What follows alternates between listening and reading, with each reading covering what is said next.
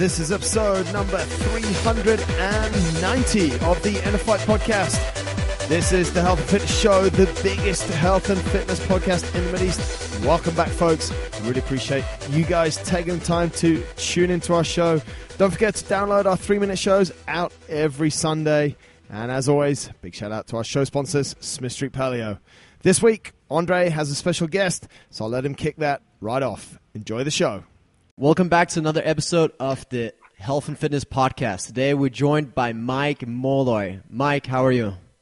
I'm doing well. Thanks for having me. Thanks for coming on the show, and I'm sorry for the little delay we had here in the beginning.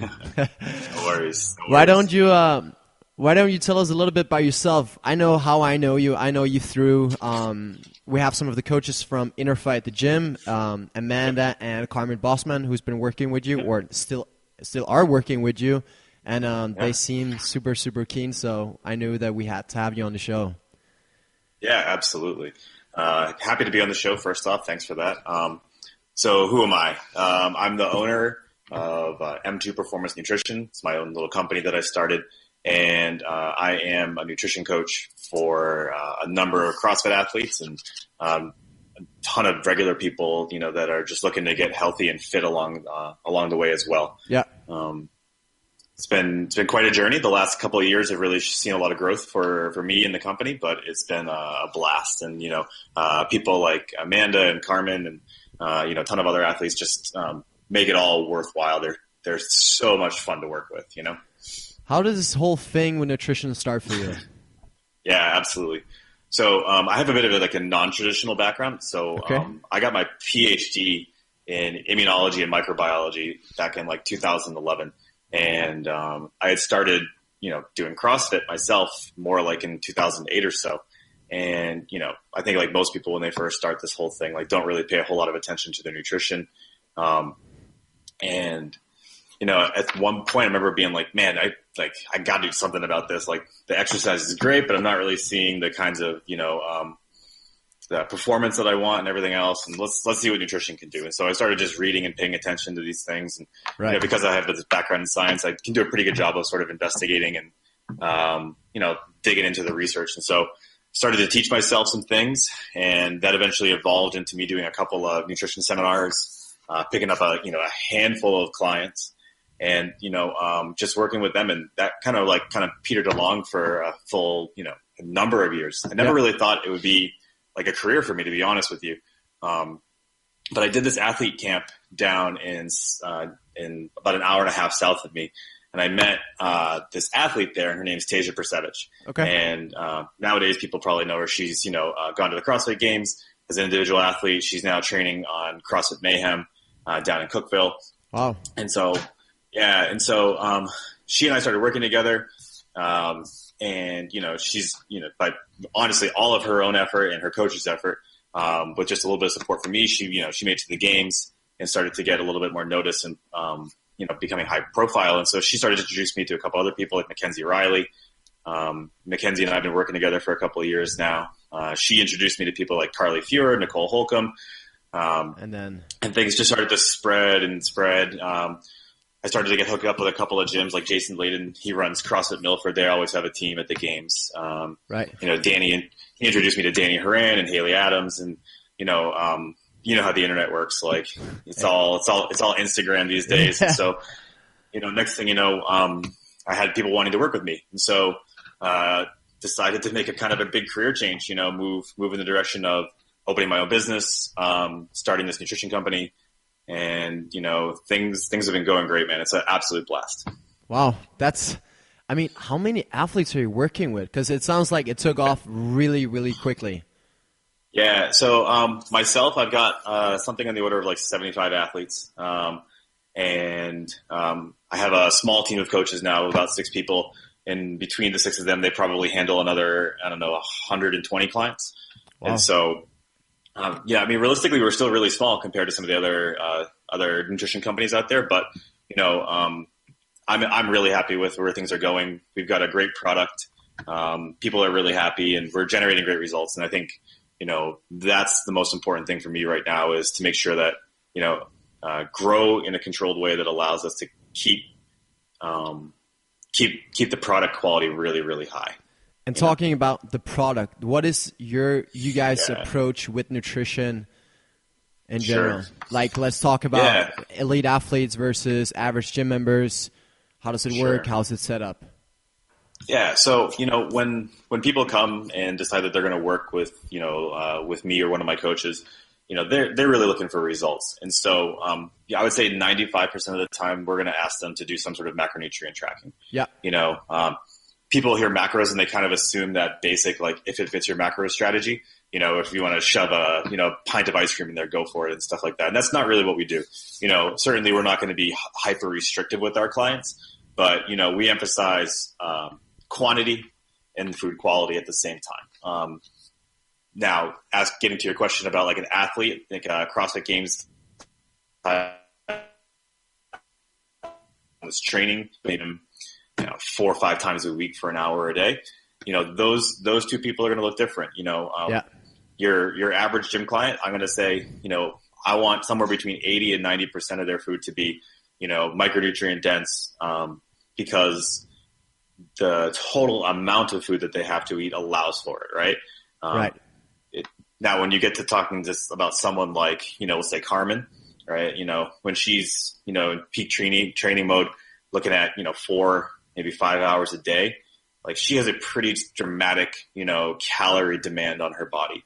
And there's just not enough stomach space to eat that many sweet potatoes, fruits, and veggies to get the number of carbs that I'm asking someone like her to eat. So, like when she's going hard like that, we're looking at something on the order of like 400 grams of carbs a day, probably something in the range of like a 2,800 calorie diet. I have other athletes that eat more than that, like I think probably my biggest macro consumer, her name's Brittany Weiss out in the West Coast at CrossFit Invictus. I think her number's at like 150 grams of protein, 90 grams of fat, and 425 grams of carbs. So like we're closing in on 3,000 calories there 7 days a week. And for a female CrossFitter, that's some big numbers. Like what we compare that to a regular gym member that trains like 5 times a week. What do you think they would? Right. So a regular gym member training 5 days a week, we'll assume roughly the same body weight. They're probably going to be eating something between like, everyone's a little bit different, but we'll assume somewhere between 1,600 to 2,000 calories, right? So, an elite level athlete's going to add 1,000 calories to their diet to compensate for that training, Yeah. So, like when you said, for example, 400 calories or 400 grams of carbs a day, I mean, I know for myself, when you train a couple times a day, it's super difficult to get that amount of food in throughout the whole day, unless like your training is really spread out nicely. But that's not always the case. And what are the sort of tricks to get in those nutrients? Yeah, absolutely. So in that situation, we can't be afraid of nutrient dense food, right? So things that have a lot of calories for a little amount of volume. So oatmeal, rice. Even some liquid and powder type food sources are going to be a really strong suggestion for me. Especially when the weather's hot, when you get hot, the last thing you want to do is eat, right? Yeah. And so having a liquid carb source can make a huge difference, especially in that like post workout window when recovery is so important, and we're looking at getting a minimum of 50 grams of carbs post workout every time. So it comes down to planning. You can't kind of leave things up to chance. Like you've got to be, you can't just think, I'll just shove it in at the end of the night, because that's going to make things really uncomfortable. And it's not the best strategy in the world. So, but if you start off the day with a really solid breakfast, give yourself a couple hours to digest, train, get a post-workout, recovery, shake, and then a meal in, maybe hit a second session. Then you start to really do some damage in the kitchen. And, before you know it, you're where you need to be. It's hard, but I got probably 30 athletes that work with me that train, that style, and they make it work, man. It's not easy, but they make it work. What are the other things you need to consider other than, for example, a training schedule? I guess when you work with clients that are super elite and they train a few times a day, you need to organize them having to eat the right food before training, after training, and I guess that the diet is sort of built up accordingly to how the training schedule is built. What other things are there to consider when creating a diet? Yeah, so it's sort of interesting. The diet stuff is actually, I'll be honest, it's pretty straightforward. Like we give recommendations, and then generally people in this community do a pretty damn good job of eating like well, right?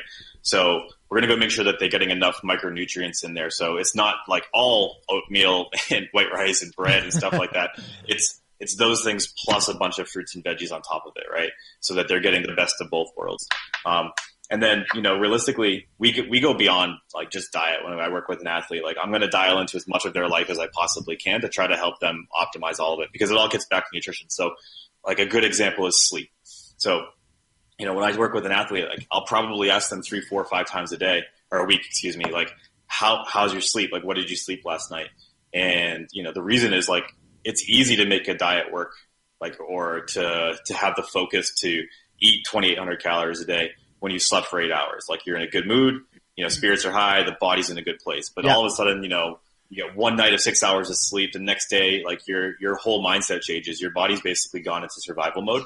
And it's like, yeah, I don't really want to spend time digesting today. I just want to get my ass back in bed, And so like all of that, dealing with personal stresses, like all of these things are things that, we try to help athletes with, because it all impacts the nutrition at the end of the day. So the most important thing that affects nutrition is definitely sleep. What would the second thing be? Just work stress, or would it be? Yeah, I would say stress, like in general stress, So I've done this long enough now that I've seen people chugging along, like making great progress. We'll say either body composition or performance. Things are going really, really well. And then, some type of stress will come up in their life. Maybe, it's a relationship stress with a significant other, or a parent gets sick, or there's a financial stress on them. And you can see the progress start to deteriorate. Everybody's using these like heart rate variability monitors now, like Whoop and things like that. And you can actually see the data, right? Like you can watch all of their metrics go down, even though they're still trying to sleep 8 hours a night. They're still trying to take care of their diet and everything else. It makes a huge difference. It can add body weight, and the body doesn't do a really great job of perceiving mental or emotional stress versus physical stress, And so, the stresses that we face in today's modern sort of life, like bills and, all of the things like that, are completely different, like than evolutionarily we were built to deal with stress. And so, it all responds the same way, with like the same hormonal response of producing like essentially one basic stress hormone, Yeah. So. Interesting.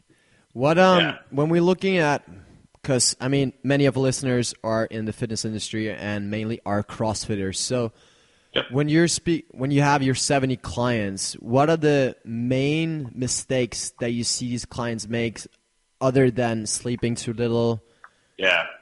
So I think the biggest thing is that, I would estimate that when someone emails me or, reaches out, I would guess that somewhere between 80 to 90% of people are undereating. Undereating. Undereating. Yeah. That's men and women. Sometimes people think it's probably more women than men, and that's just like, it's not true. It's both. So, I've written a couple of blog posts on our website about, the underfed athlete. And I think it's a big issue within the community. We've got examples of people coming to me doing, we'll say 3 to 4 hours a day of training and eating between 14 and 1,500 calories a day and not losing weight. Right. Yeah. And, these people are being told by other coaches, other programs, like, oh, you know what?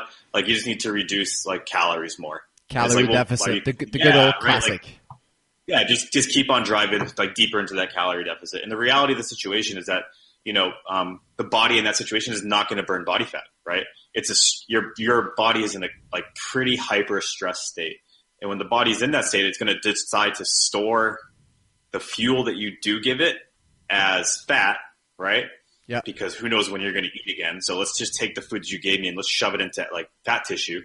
And, the stuff called muscle that, you're constantly trying to build more of, let's break that down, because you know what, realistically, we don't really need the muscle right now because we're so stressed.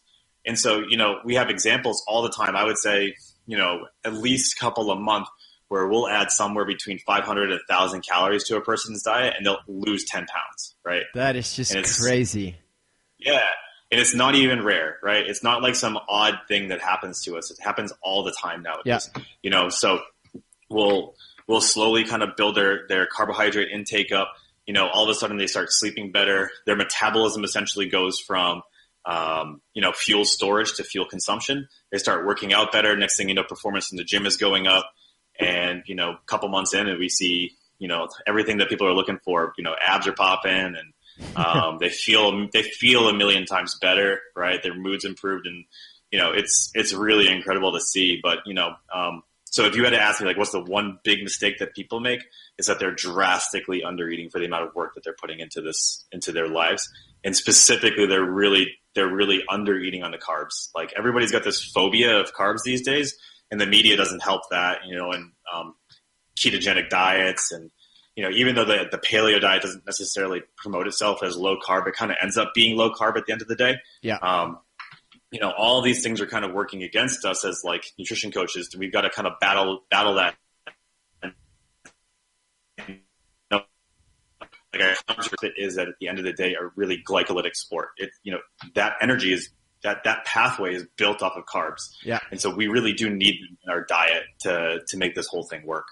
What are the top carbs that you recommend for your clients and in the CrossFit industry? Right. So, again, it's going to be a little bit different from, say, your average sort of gym goer to your elite level athlete, right? Yeah. So for someone who's doing, we'll say 4 days a week of exercise, an hour a day, and then going home, maybe they get, 5,000, 6,000 steps in, walking around. They could probably get most of that from like sweet potatoes, fruits and veggies, like most of it, right? Wow. Regular potatoes too. They can make that work for sure. There's no problem with them though putting in some white rice, some oatmeal. If they don't have any bloating or issues with bread, then go for that as well. But when you start to talk about high level athletes, the people like Carmen, now like my favorite carbs are going to be white rice and oatmeal. I'll be honest, and then some sort of carb powder to help them recover from workouts. Like, I think there's this fear of like powdered or liquid carbs in this community. Yeah. And for your average gym goer, they don't need them. But in the elite athlete community, they're a really powerful tool.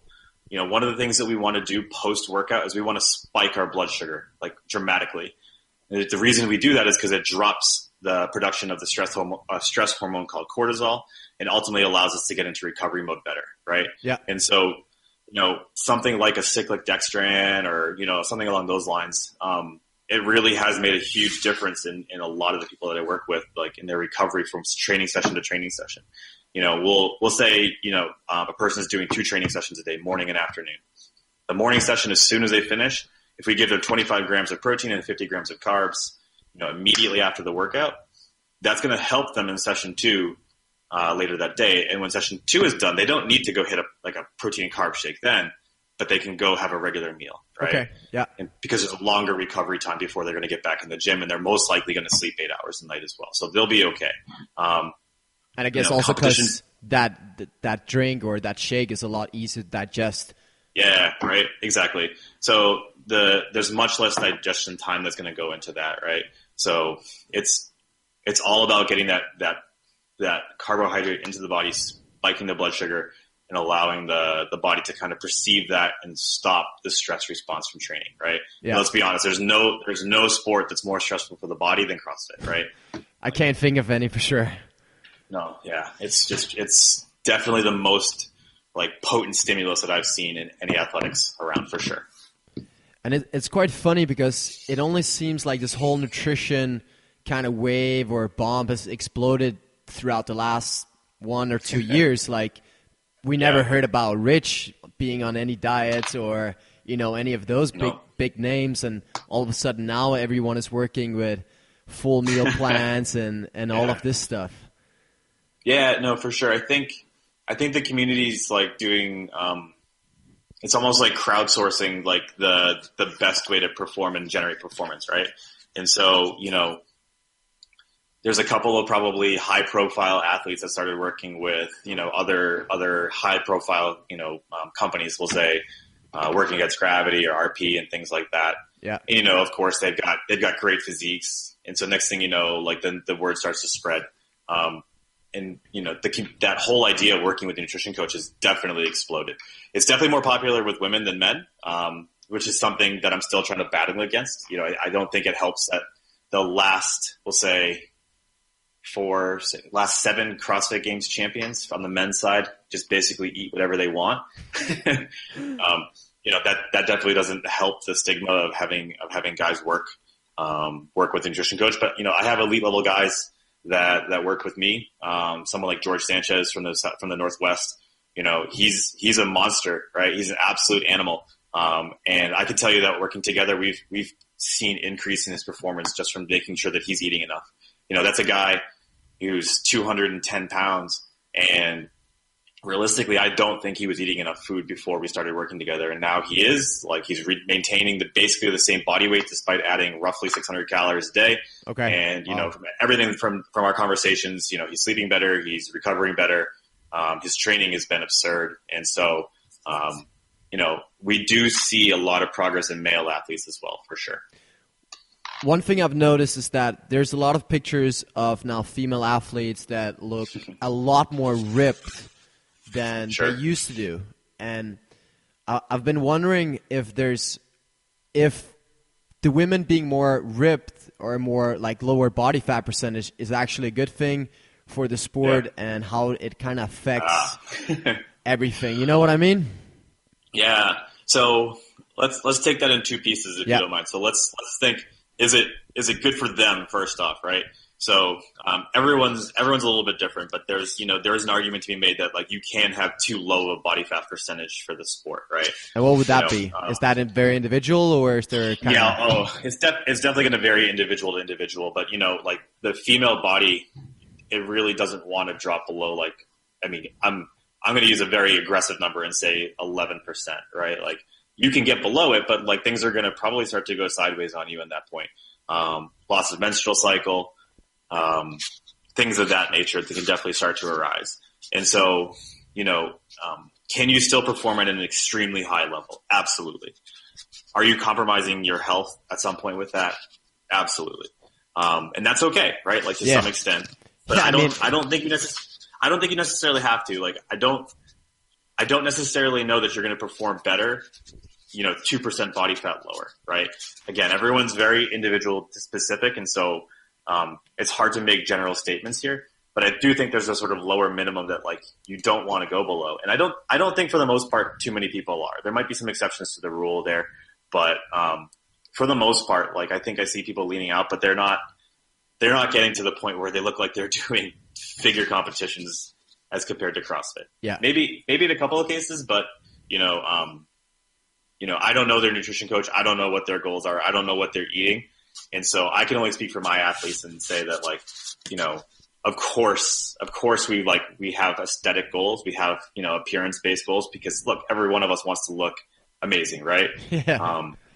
But at the end of the day, it's a secondary goal to the performance, right? And I hope that's true for, other athletes in the community.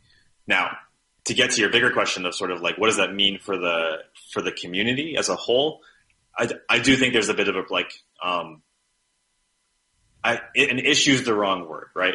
But it's hard when all you see on Instagram is 6 packs galore and upper backs that look like mountain ranges and stuff.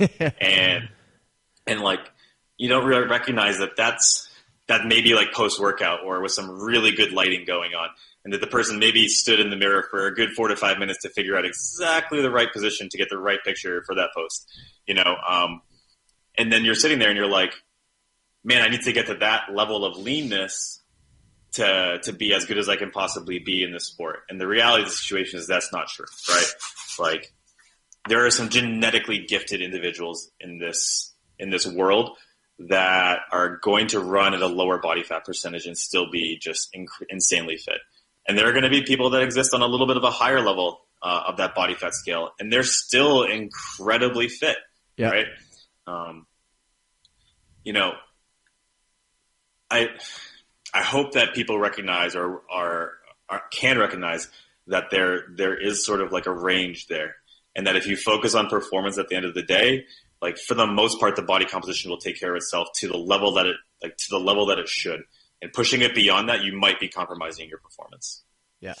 Because in the end of the day, or not in the end of the day, but essentially most people who are working with nutrition coaches at the elite level are not looking for aesthetics, but they're looking to become the best possible. And if that means getting more ripped or getting bigger or whatever it means, that doesn't really matter, I guess. Yeah, I think the one place where like athletes can kind of get themselves in trouble is, so say you've got a bigger athlete that they and their coach decide that they need to lose weight, right? To be more competitive in the sport. In my experience with people training 4 to 5 hours a day, it can be really, really hard to make the scale budge, right? Yeah. Because the body's going to try desperately to hold on to that weight. And so if you reduce their macronutrient count, they oftentimes won't reduce body weight. Like sometimes they will, but sometimes they won't. And it can be a really frustrating experience for an athlete. And in my opinion as a nutrition coach in that situation is like, yeah, I mean, if you really want that scale to go down, you've got to change your training. You probably need to train less to allow for need to train less to lose weight, right? Yeah. It's very counterintuitive to their sort of like inner nature. So that's a situation where people can start to push themselves to extreme levels to try to lose weight, and they will compromise their ultimate performance, I think, by pushing too low and doing it for too long. Losing 12, 15 pounds in a year is a huge stress on the body. Of course. And you can look great and you can still perform well, but I guarantee you your CNS, like your central nervous system, is going to be slightly fatigued from that process. Yeah. So, yeah. When you work with your clients, from my own experience, what I've seen with people in the gym is that it's easy to get a diet that looks great and maybe fits you well, but it's super hard for you to actually follow the steps because it requires great habits and those kind of things. Yep. So I'm wondering, how do you implement good habits for your clients or help them stay accountable to the diet or the guidelines that you've been giving them? Yeah, absolutely. So I'm going to tell you a story about this. And when I first started out, I think I kind of ran like most nutrition coaches, like once a week check-ins. So I would have basically like a Microsoft Excel document where people would fill in, what their macros looked like, how many hours they slept, what they did in the gym that day. And we would review that once a week. And yeah, there were definitely some people that saw progress, but not nearly as much as I was looking for. And so a couple of years ago when I started working with Mackenzie Riley, she was like all over me as it relates to like communicating. So she was like texting and emailing, and we were constantly making smart adjustments, and I was helping her sort of with the mental aspects of like, yeah, I know I'm asking you to eat more to lose weight. It's going to be okay, right? And like helping reassure her in that process. And sure enough, like she saw amazing results, right? And so I started to like take that approach and expand it to other clients. So instead of checking in once a week, I was checking in 3 times a week. Monday, Wednesday, Friday. Wow. Yeah, and it doesn't take a huge amount of time just to buzz somebody a text and be like, "Hey, how's it going? I saw your food log. It looks great. Everything going okay in the gym?" And if it's yep, then okay, that conversation might be over in 2 minutes, 3 minutes, right? Right. But if the conversation's like, yeah, actually, I'm feeling a little hungry of late. Oh, really? Okay. Hunger. So we bumped your your carbs 25 grams last week and you're feeling more hungry this week. That's a good sign. Like we can continue to make this process happen faster. And so, I found by communicating more, a couple different things happen. One, people are more accountable, right? It's really, really easy to kind of ignore like your food log if you know your coach is only going to check it on Friday. So maybe on Thursday night you go and you plug everything and you thought you ate over the course of the week in there. And who knows if it's really accurate. But if you know that I'm going to look, maybe 5 days, like just a quick peek to make sure that you filled the damn thing out, like you're going to go in and you're going to like track your food every day of the week. Yeah. And so, that small change, and in all honesty, it wasn't more time. It was just dividing that time out as opposed to spending like an hour a day on Friday to 10 minutes a day, Monday, Wednesday, Friday, it increased the level of accountability and the results that we saw with these athletes dramatically. And so that's sort of the approach that I've begun to take of, breaking down weekly check-ins to much more frequent communications. The second thing is it allows for a relationship to build, right? Yeah. All of a sudden, I'm part of your daily routine if you're getting a text message or an email from me 3 days a week, right? And so now this person's opening up, and they're not just talking about nutrition, but they're like, yeah, my husband was a real a-hole last night. Okay, well, I'm not a marriage counselor, but like, let's just talk about that. Let that person vent for 10 minutes about like what's going on in their life. And next thing you know, like they're back on their diet, that day, as opposed to, letting some sort of mental aspect distract them from everything. Yeah. So it's like a full-time counselor and everything. Yeah, man. Any good nutrition coach will tell you that at least 50% of their job is being like a part-time therapist, man. Like, you don't try to solve problems, but you definitely are there to listen for sure. But it really does make sense because everything else is so much affected by the nutrition, and I think nutrition is probably the easiest thing to slack on. Like, you're always gonna get your work done, you're always gonna get your training done, but the nutrition, it's just, I don't know. For me, it feels easier to just skip that, or there's always something that's easier accessible, or Absolutely, man. Well, like it makes sense. There's a certain level of stress that's going to make people like stress eat, but then there's a totally different level of stress, like a chronic level of stress that shuts down like the desire. Yeah. Basically like, your brain and your gut are highly connected, and literally, when people get so nervous they can't eat, that's like their nervous system turning off their digestive process in a way. And so like it's emotions and it's all of these things, but at the end of the day, it comes down to basic physiology too. And so, it's hard. It's a lot harder to criticize a person when you understand all of those things, as opposed to just calling them like weak-minded, right? It's not weak-minded. It's their emotional response to situations. And your job as a nutrition coach is to help them through that, like not give them shit about it, but like actually help them, So, but you're right. Like, very few people are going to decide to not train, at least at the higher level, when stress hits. Like that's their stress relief. They're going to go to the gym, and if anything, they're going to beat themselves harder, So they're going to dump their diet instead. And so my job as the coach is to make sure that doesn't happen as frequently as possible. Right. Yeah. Macro counting. Let's dive a little bit deeper into that. Would you have any specific guidelines? Let's say you're working with a male athlete, about 90 kilos, that's about 200 pounds, who wants to go to regionals, who trains about 2-3 times a day. What would be the macros? Good.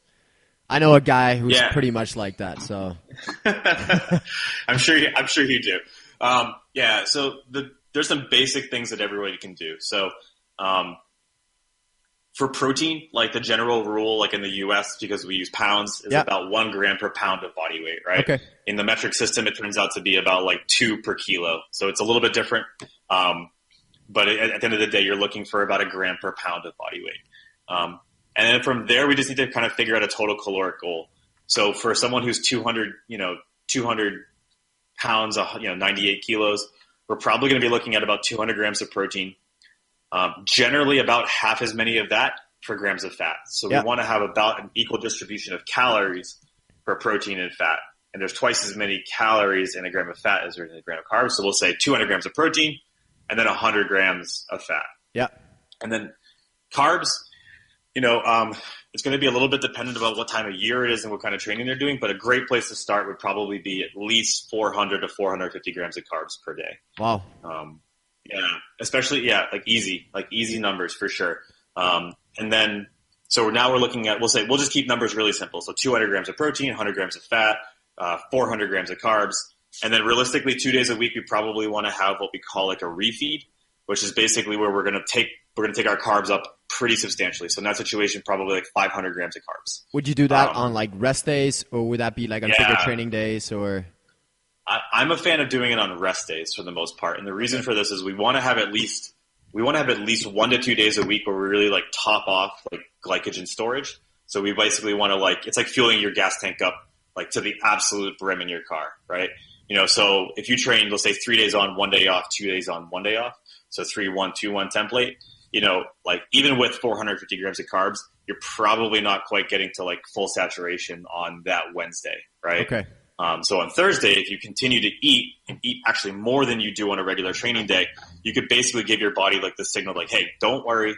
Like we've got plenty of food around us. Like it's okay to use your body fat as a fuel source. Like no need to like break down the muscle. Like let's save that stuff for the gym and let's go from there. you know. That's quite so I like 2 refeeds. Yeah, that's quite a cool, fun approach, because I think most people think, oh, okay, I'm not training that much today, or today's my rest day.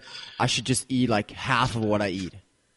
Well, I mean, it's in the media too, right? So, you know, probably one of the more high-profile programs out there, like definitely drops carbs and fats pretty substantially on rest days. Yeah.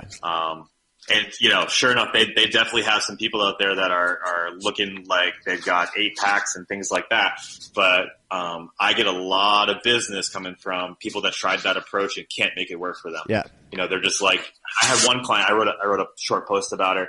You know, she literally wouldn't take rest days because on her rest days, she basically wasn't allowed to eat any fat or carbs. What? And so, like, yeah, so it's just an example of like how sideways things can go. This is a smart person.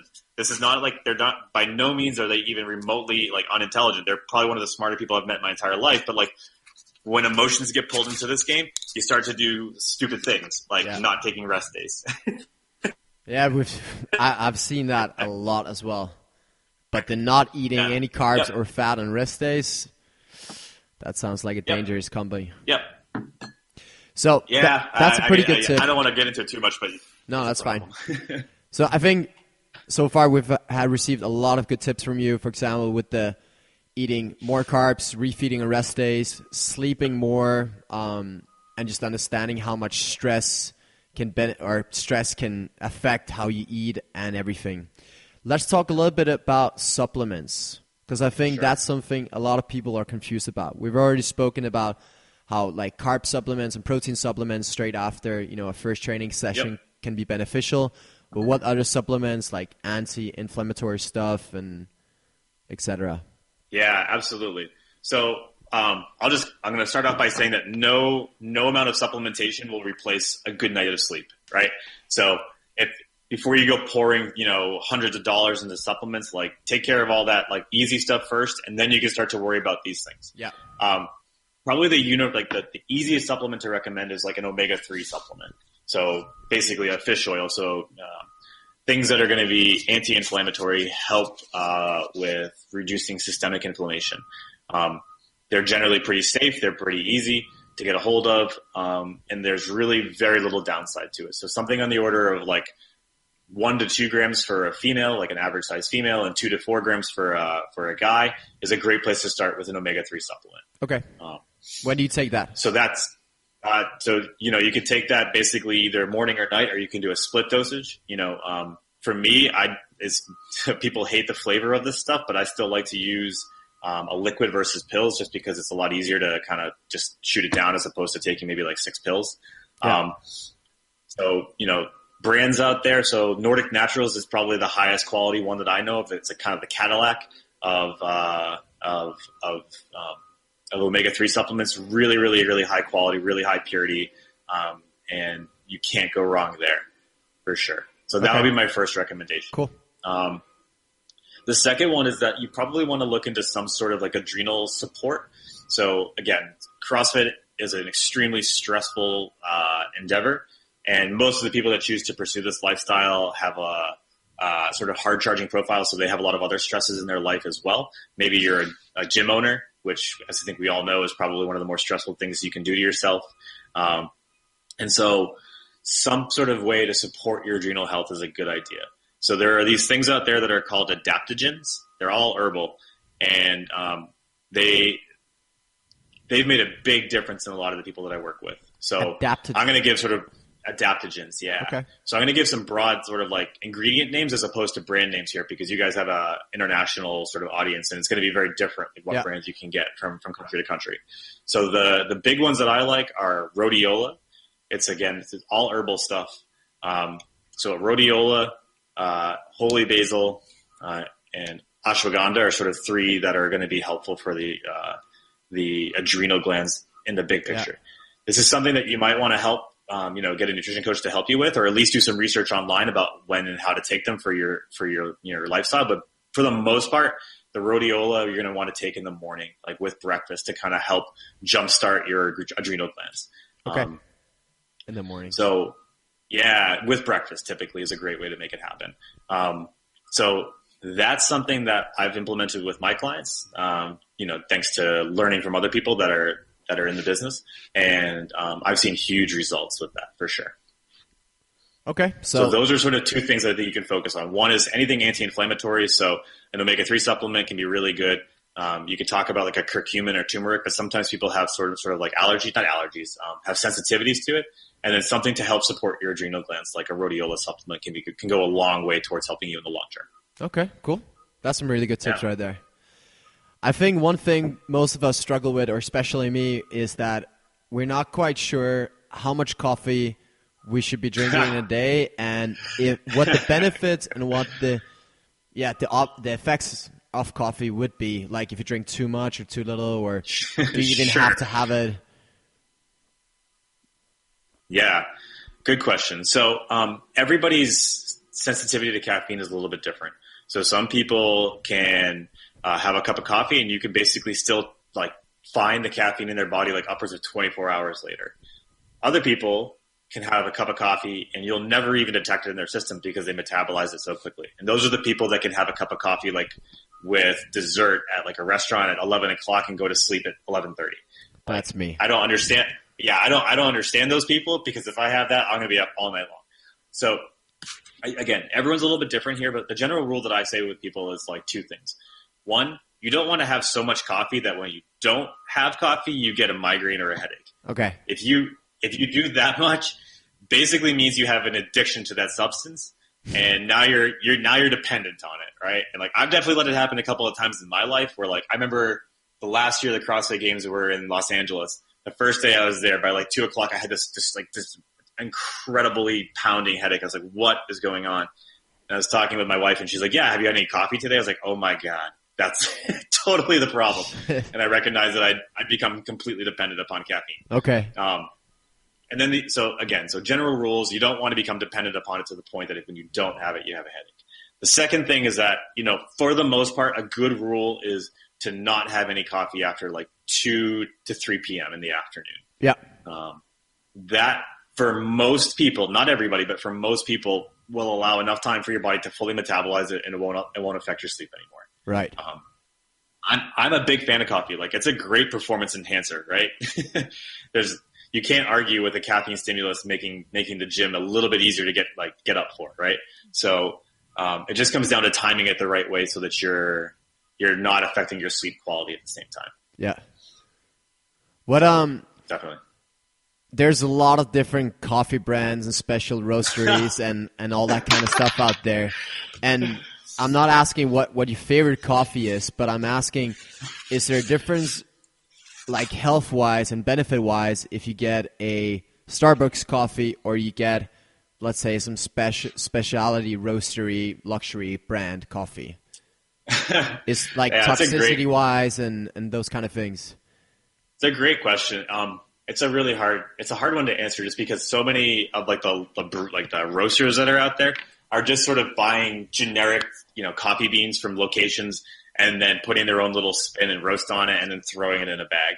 Classic. But I think, like many of the other things that we talk about in nutrition, if you can find, a good, like I hate to use the word organic, but a source that you like know where it's actually come from, and that it's like fair trade and things like that, and the people are not necessarily being taken advantage of while that coffee is being produced, like I think you've got a better chance of having a good product there. I'll be honest, it's not something I deal with a terrible lot with a lot of my clients, but in general, that's a good philosophy to take as a whole, I think. Okay. Mate, we always finish off some of our podcast or all of our podcasts with an advice that you've been given throughout your life, or something that you want to finish off with as, a final tip or something that the listeners can take away with them.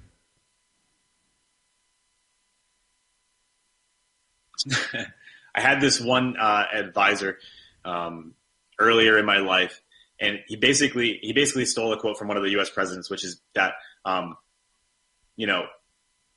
it goes, the quote, "The harder I work, the more luck I seem to have." Yeah. And so it's always stuck with me in the sense that, don't just settle for like 80% if you want to be really great at something, whether it's being a great nutrition coach, whether it's being a great athlete, or, a regular coach, a gym affiliate owner or something like that. and working hard doesn't necessarily always mean working longer. It can mean working smarter and like finding people that can allow for that to happen. So, whether you're an athlete and that means finding a good programming coach or nutrition coach, if you're in business, finding someone who's done it before and learning as much as you possibly can from them. But, work harder, but also work smarter as well. Yeah. Cool. That was really good advice. Yeah. How you've mentioned quite a lot of articles blog posts you've been writing. If people want to read these or get in contact with you, sign up for your nutrition program, or just ask your questions, how does that happen? Yeah. Which platforms Absolutely. are you on? And yeah, so the best way to probably reach me is through my website. So it's M2, like Mike Malloy, M2performancenutrition.com. On there, you'll find that there's access to the blog, there's access to email addresses, and there's all the programs that we offer. So if you have any questions or if any of this sounds completely insane to you and you want to yell at me and tell me how crazy I am, that's the best way to find me. We do have Instagram pages and things like that for the company as well as myself. But that website is probably the best way to reach me. Cool. Well, Awesome. again, thank you so much for taking time to come on the show, and we're really excited to share this podcast with everyone. Thanks for having me. I really appreciate it. Have a great day. Bye. Yeah, man, you too. Bye.